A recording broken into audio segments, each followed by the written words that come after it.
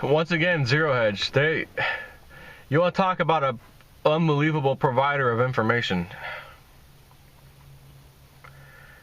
This is the video I was talking about that I was going to start with today instead of the previous one. But that one I had to put in place. That was just too good to leave out. Why FINRA's private court just got served. Submitted by Thad Beversdorf of First Rebuttal.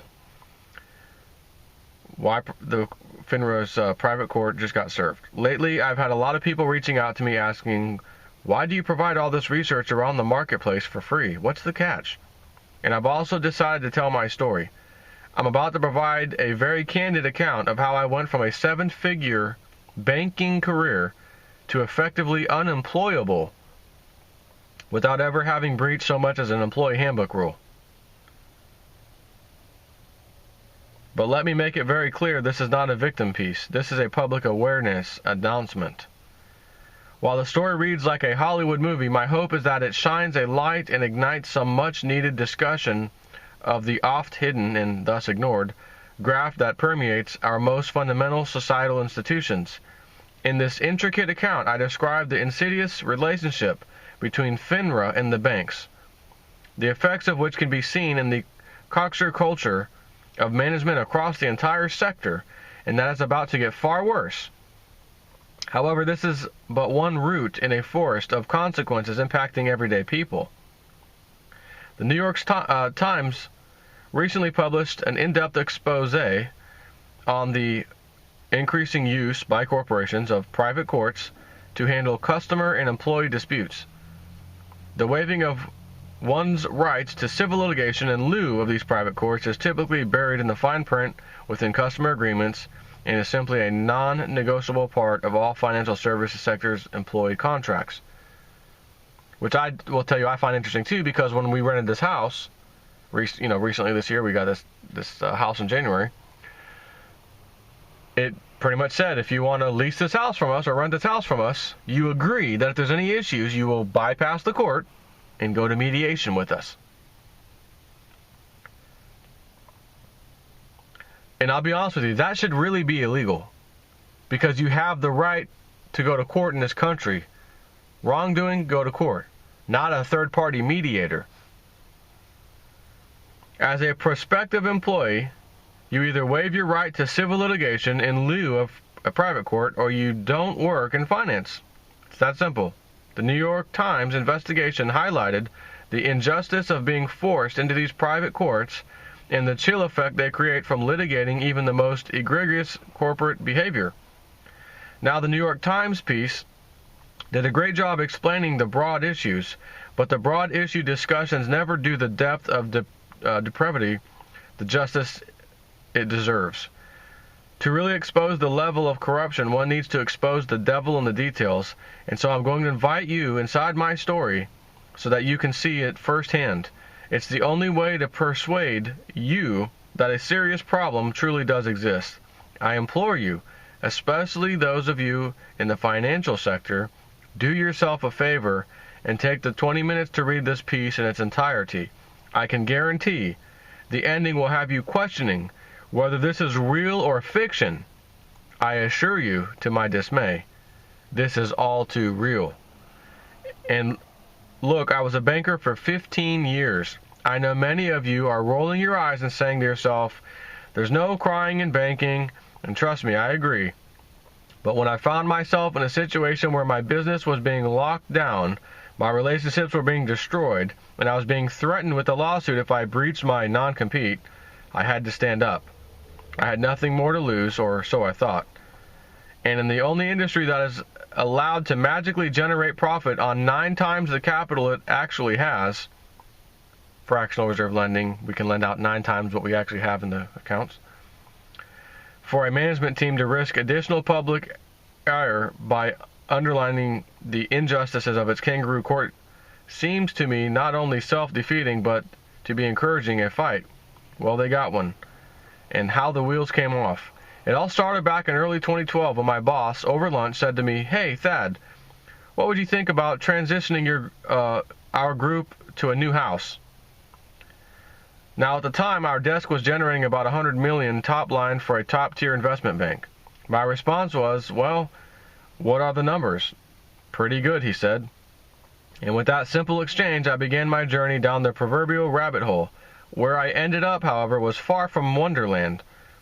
After a series of negotiations with the new bank, we transitioned a roughly 30-man desk. But on my first day in the new bank, our old bank filed a suit against the new bank for poaching our group. Now, this was not totally unexpected, but what was unexpected is how the new bank's management team decided to handle the situation. Their strategy against the suit, which had the potential to award a significant sum of money, was to bury our desk's profitability in an attempt to negate claims of damages, something the COO at the time let slip to a revenue analyst that worked at my desk, and this situation quickly spiraled out of control. Ultimately, our desk was being buried in indirect costs to the tune of tens of millions of dollars, black box items like regional and corporate allocations that were not part of our contract cost structure. When we disputed the charges, we were told to sue if we didn't like it. Initially, I just tried to leave the bank. I was offered a spot back at the old bank and was ready to accept it. However, I was informed by my boss I was heading back to our old house. The new bank refused to release me from my non-compete. They were worried I would help the old bank with its poaching suit, and so wanted to keep me locked in. Feeling a bit awkward, heading back as it were, I felt compelled to decline their offer when I knew there would be non-compete issues delaying my transaction back. So there I was, having costs loaded up against me, against us, middle and back office, where being instructed by management to ice all our new business, and they wouldn't let me out of my non-compete. So essentially I was dead in the water. And not only that, but our clients were being strung along and beginning to realize it. At that point, I set a meeting with HR to figure out just what in the hell was going on. None of this made any sense. Let me do my business or let me leave. HR's official response was, we cannot comment. And the vice chairman called me on my personal phone and indicated that the bank wanted me to get a lawyer. When I asked why in God's name they wanted me to do that, he simply said that's how they handle things. They handle these things. As hard as that is to believe, I was smart enough to record the call with an app I had on my iPhone. So I have a WAV file of that conversation, which I furnished the bank, and that eventually led to the vice chair being fired due, in part, to him exposing some morally repugnant actions by the bank's lawyers. At some point, this call was made public, and so I got a lawyer. Initially, I had no intention of following through with this suit. I was just taking the vice chairman's instruction, hoping that it would all get worked out through some civil discourse. But that didn't happen. What did ultimately happen is I was told to leave the building one day and not to go back to my desk. Now they weren't allowing me to book any trades at this point anyways. I was also informed that I was still under a non-compete and that they would sue me if I breached it. There were just so many standard compromises that would have prevented this situation from spiraling out of control, but it seemed like this management team was hell-bent on making the situation worse at every juncture. Now, for some context, this was the same management team that paid $500 million a few years ago for a 130-year-old commodities firm that had survived 2 world wars and the Great Depression, and within 2 years had run it into the ground, essentially having to write off that $500 million investment, not to mention all those jobs. But I digress. In any case, it was at this point that I had to seriously consider actually filing a suit. Now, this is not a decision to take lightly, and so before filing a suit, I had to really think about the long-term impact. Never a good thing to have a lawsuit with a former employee on your record, and we are all, at least anecdotally, aware of the kangaroo court that are these private arbitrations. Again, that's what I was talking about with my rental company. Oh, you agree to arbitration, or not using a court. We'll go to mediation or arbitration. All that digested, I figured I had an impressive record of rising through the ranks from an internal auditor to a global director of arguably the world's premier base metals desk, running up to 17% of all LME volume through our desk on any given day in less than 8 years.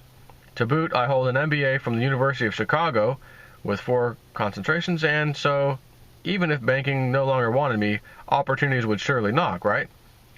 Given I was totally shut down by the bank, I felt that I had very little further downside and no other viable countermove.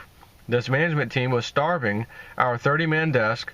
Literally, guys were facing losing their homes to protect their own bonuses.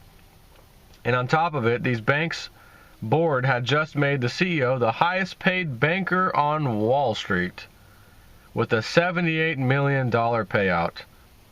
It was all becoming too much to swallow. And look, I grew up in a small Canadian town fighting just about every Wednesday through Saturday night as a teenager. You learn to stand up for yourself, even if it means getting your teeth knocked out once in a while. And so there I was facing the prospects of a David and Goliath type fight against an investment bank, and I'd have to fight them inside FINRA on their home turf. In the end, and perhaps against all better judgment, I filed suit against the bank, and it quickly became apparent I had miscalculated the risks. You want to take on a big Wall Street bank?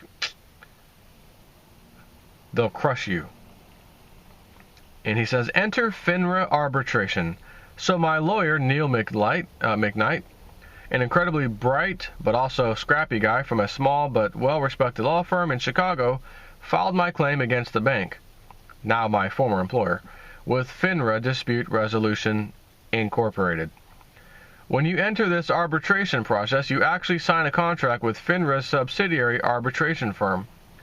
This becomes important to the story later on. It's also important to understand the bank's strategy, and this is true for any David and Goliath type litigation, which is to draw the process out until David runs out of money or has a heart attack. Now, for anyone who has never been through litigation, the first stage after filing the claim is called discovery. This is where both sides exchange all relevant evidence, and it is generally done in a good faith basis, as the penalties to withholding relevant evidence from the discovery process are meant to be severe, at least in public litigation. The idea being that truth is ultimately the goal, and so discovery is the mechanism for getting all of the facts out so that both sides can make their best argument to an impartial judge or panel who then decides which side is right and which side is wrong. And if the bank makes you sign one of these agreements that you won't go to court, you can't sue us, we'll deal with this in arbitration with FINRA, whatever, Inc. Don't you think FINRA is going to always side with the corporations who are essentially paying for that service?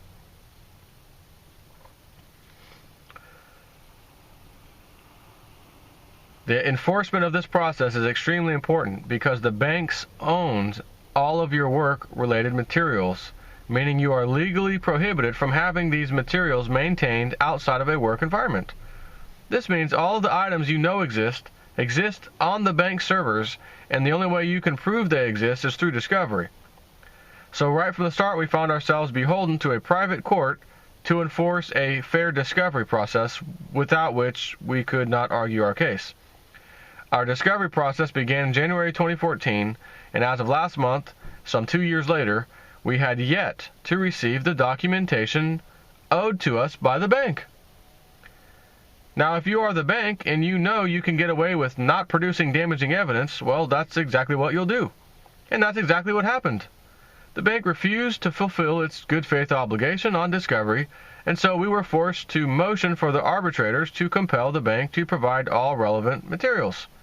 Eventually, in July of 2015, we were given a discovery hearing where we formally requested that the arbitration panel, which is a 3-member panel of assigned judges, demand the bank provide an exhaustive list of relevant materials.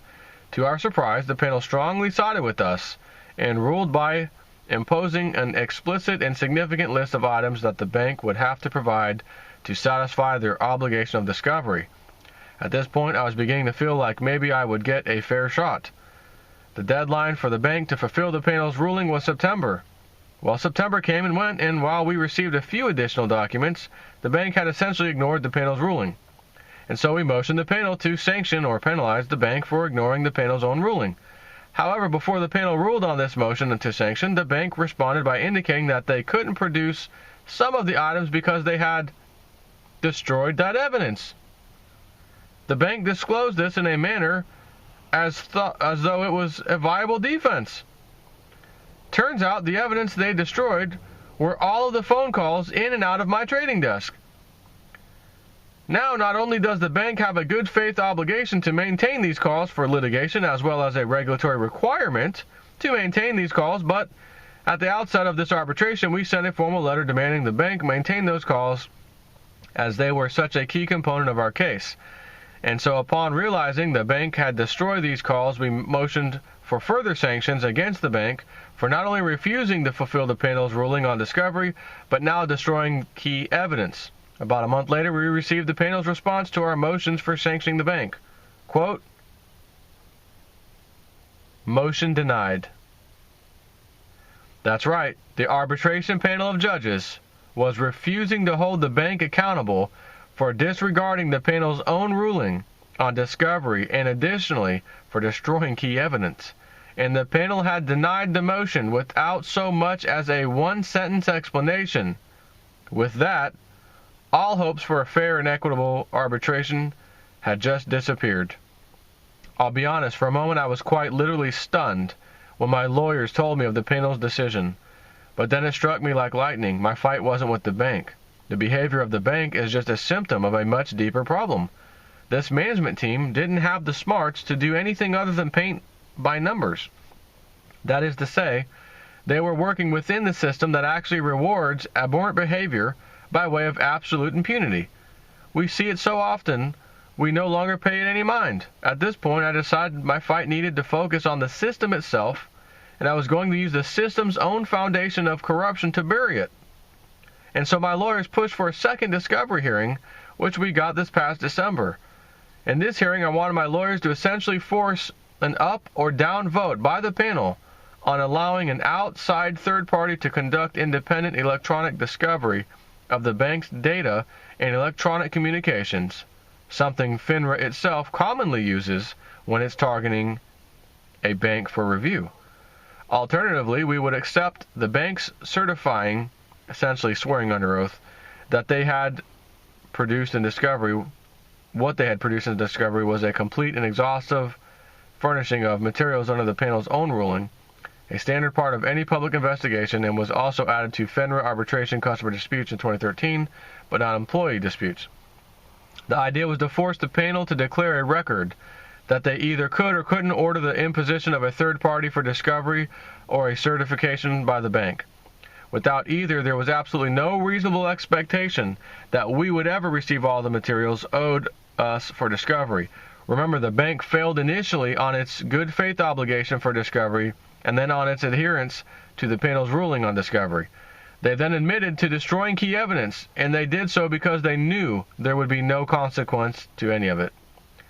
And so there was simply no way the arbitration panel nor I could have any reasonable confidence that the bank would ever fulfill its obligation on discovery without receiving some assurance. Regulators get that certainty via the imposition and use of third-party electronic discovery. In public courts and trials, certification of the completeness of discovery is provided through a number of tools, including oaths and affirmations. We were looking for the same sense of assurance, and this is where the arbitration moved to a new level of sitcom-esque slapstick humor. During the December 2nd discovery hearing, my lawyers pressed the panel for an up or down decision on assurances, and the panel literally stopped the proceeding at that point, explaining they needed input from FINRA staff. This is akin to a judge stopping a hearing and reaching out to legislators for a clarification of the law. Absolutely mind-boggling. But this circus was just getting started. The FINRA staff, after some discussion, declared that what we were asking simply was not within the panel's authority to impose, and so we were at a stalemate. I was claiming that without one of these options of assurance, the arbitration was failing in its mandated obligation to provide a fair and equitable process. If it can't receive a full production of discovery, I can't argue my case. If I can't argue my case, the matter cannot be resolved. And this is where FINRA breaches not only its own contract with me, but breaches the Illinois state constitution, which constitutes the right to resolution. My lawyers responded to the FINRA staff that the panel doesn't need the authority if the bank is willing to volunteer to certify that they have completed the discovery ruling in full. My lawyer suggested this knowing the bank was aware that we could prove that they hadn't done so and thus provided the certification. As we expected, the bank refused to certify that their production of discovery was a complete production in accordance with the panel's ruling. Now, the bank's law firm actually sent a founding partner of their firm to represent the bank at the discovery hearing, indicative that we were beginning to break some barriers not meant to be broken. This was a 4-decade veteran of the law and a Harvard Law graduate. And at this point, in what could only be described as a procedural debacle, this guy stands up and declares that it isn't so much they didn't fulfill the panel's ruling on discovery as much as it is they were confused by it. That's right, this high-powered law firm that specializes in these types of disputes was claiming it was confused by the panel's explicit ruling, a simple list of items, on what items needed to be furnished for discovery. Perhaps the only thing more incredulous than this Harvard Law veteran claiming confusion on something as complex as an adolescent's weekend chore list was the panel accepting this explanation and immediately ruling that my lawyers would need to help the bank's law firm understand the panel's ruling. What? Specifically, the panel was forcing me to pay my lawyers to educate the bank's high-powered law firm on how to go about interpreting the private court's ruling on discovery, but while still giving them the right to disagree with us. I shit you not, he says. So after 2.5 years of getting absolutely nowhere except 6 figures deep in legal costs against a large investment bank and its high-powered law firm, the FINRA panel had just ruled that the bank's discovery obligations were now effectively my obligation. That's right, it was on me to finance a process to unconfuse a high-powered law firm that wasn't actually confused in the first place. So not only was I being run in circles, I was being forced to pay someone to run me in circles. I was honestly waiting for Ashton Kutcher to walk out with a "you got punked" hat on. When he didn't, I decided I had to file suit against FINRA Dispute Resolution, Inc., which my lawyers have now done in Illinois State Court. Again, having grown up in Canada, I've never even thought about suing anyone. It just isn't part of the culture. But in for a penny in for a pound. I felt this was all such an audacious act, of injustice carried out with such undisguised arrogance. I quite literally could not sleep at night if I didn't at least try to fight back. I didn't expect FINRA to roll over. We fully expect that FINRA will try to claim SRO immunity. Just in January, they merged the private arbitration subsidiary into the actual regulatory entity. I can only assume to make a case for immunity when their blatant disregard for justice becomes all too apparent. But if truth and fundamental fairness, as mandated in its own bylaws and by the spirit of the justice, are the objective, then why would FINRA not own its failure in this case and look to amend their rules, as they did for customer disputes in 2013? By doing so, ensuring sufficient authority to impose the same procedural assurances as the public courts. There's only one answer to that question. They won't, because fundamental fairness is the last thing the banks, and thus FINRA, is looking to achieve. As long as the banks can maintain an advantage within the system, they win. Without assurance on discovery, no claimant can ever get a fair and equitable process to argue its case against an employer inside a FINRA arbitration, a fact supported by statistics presented in the New York Times investigation. It means the result of my case could have far-reaching implications. In effect, my case calls into question the validity of all FINRA arbitrated employee disputes, and that is a discussion that needs to happen. The systematic advantages to corporations and other members of the power class are the antithesis of capitalism and democracy. Using fraudulent private courts to curate such systemic advantages is grossly unethical and encroaching on criminal, but brilliant, so pervasive and yet unnoticeable to the masses. It is imperative, however, not to allow such corruption to go unchallenged. Look, I'm but one small dagger in their side, I get that. But death can come by 1,000 small cuts. Well, I've made a small cut. Yet, it hasn't come without a price, and I don't mean the legal costs. While I did very well in banking, I'm far too young and intense a personality to retire.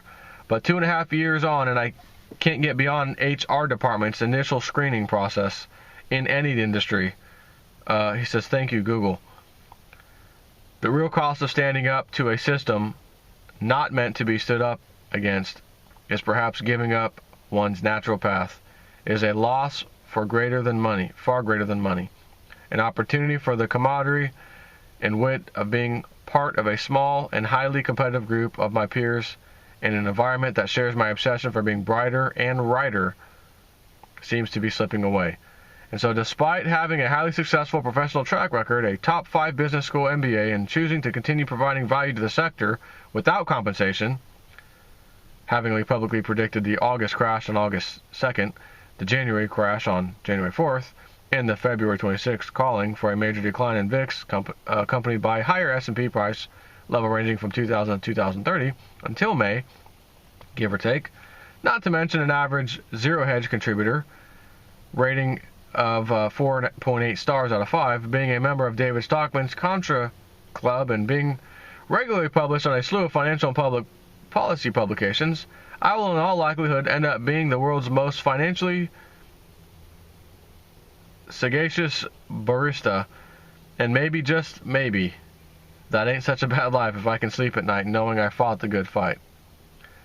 So the bottom line here, I know it was a long read, it just shows you how, once again, these filthy, rotten, freaking banks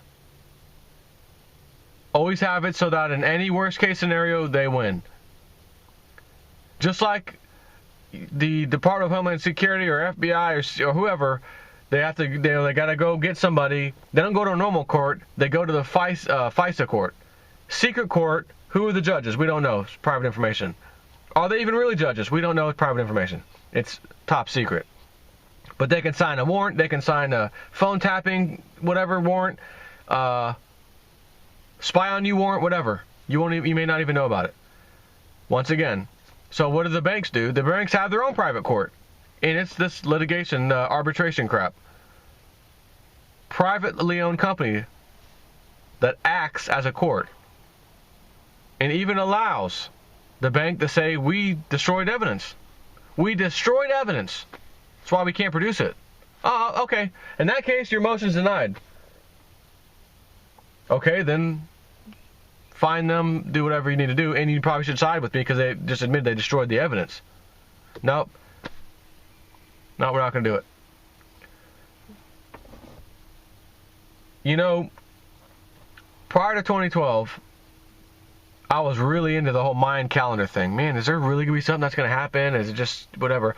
And I noticed as I studied and studied and studied, I wasn't finding the doom and gloom of this big crashing worldwide event, waves and tidal waves. Wasn't seeing that. And that bothered me because that's what I was wanting to see. That's what we're supposed to see. What the hell? And I'm finding Mayan people who are still around today saying it signifies a period of change. Great change is coming. The old ways must go away in order for the new ways to take over. They will come out by force. They will happen. And it must happen in order for the new ways of doing things to happen. So the more we read about this, the more we see about this, fraud, corruption, offshoring, tax haven, all of this is being exposed. I can actually see, you never heard this amount of stuff. You never got to hear the amount of crap, corruption, fraud, especially, again, by these damn banks, to the level that we hear nowadays. It's happening frequently. So I look at that and say, I think these Mayans got it right. The old ways have to be exposed and flushed away in order for the new ways to come. And slowly but surely, like you said, I'm just a little dagger on their side at this point. But I can't just sit back and do nothing. or else I won't be able to sleep at night. So I've got to go forward. And if he goes forward and he fights it in court, a real court, hopefully he can actually win. And if that court, finds, his case, whatever, he wins. Like he said, what about all of the other cases this group, FINRA, this corporation, has ruled on? When it was employees against the employer, who clearly, from the New York Times research, always lose. Mostly lose. The employee mostly loses. So there's a bias. Which would mean if the court case finds him in the right, all those other people who were ruled against by FINRA can now go back, sue, just like he did, and open up a whole huge can of worms. And I'll make a prediction. Before that even goes anywhere, once FINRA sees the writing on the wall, if this guy's going to win, we're going to close down, file bankruptcy, just close the corporation down, whatever. Start a new one, newly incorporated, different name, go right back to what they were doing. I'm going to make a prediction. Take care.